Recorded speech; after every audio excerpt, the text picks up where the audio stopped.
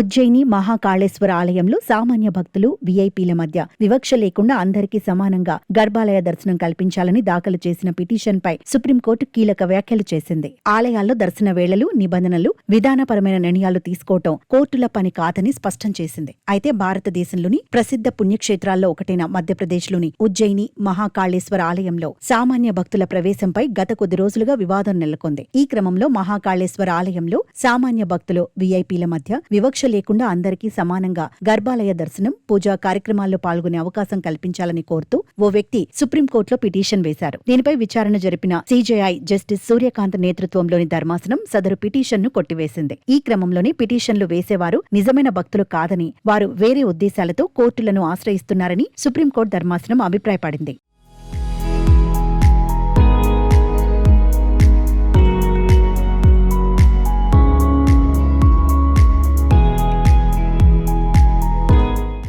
తాము కేవలం చట్టబద్ధతను మాత్రమే చూస్తామని, ఆలయ సంప్రదాయాల్లోకి వెళ్లలేమని ధర్మాసనం పేర్కొంది. దేవాలయాల్లో దర్శన వేళలు, నిబంధనలు, విధానపరమైన నిర్ణయాలు తీసుకోవటం కోర్టుల పని కాదని స్పష్టం చేసింది. ఒకవేళ గర్భాలయంలోకి అందరికీ సమాన హక్కులు కల్పించాలని రాజ్యాంగంలోని 14వ అధికరణ ప్రకారం సమానత్వపు హక్కును ఇక్కడ వర్తింపచేస్తే భవిష్యత్తులో ఇతర హక్కులను కూడా ఆలయాల్లో కోరే ప్రమాదం ఉందని కోర్టు వ్యాఖ్యానించింది. ఈ క్రమంలోనే సదరు వ్యక్తి దాఖలు చేసిన పిటిషన్ను కొట్టివేసిన ధర్మాసనం ఈ అంశంపై ఏవైనా అభ్యంతరాలు ఉంటే సంబంధిత ప్రభుత్వ అధికారులకు, ఆలయ కమిటీకి విన్నవించుకోవాలని సూచించింది. ఆలయ నిర్వహణ, భక్తుల క్రమబద్ధీకరణ అనేది స్థానిక యంత్రాంగం చూసుకోవాల్సిన అంశమని సుప్రీంకోర్టు ధర్మాసనం తేల్చి చెప్పింది. ఇలాంటి వివాదాల్లో వేరే ఉద్దేశాలతో కోర్టులను ఆశ్రయించడం సరికాదని తెలిపింది.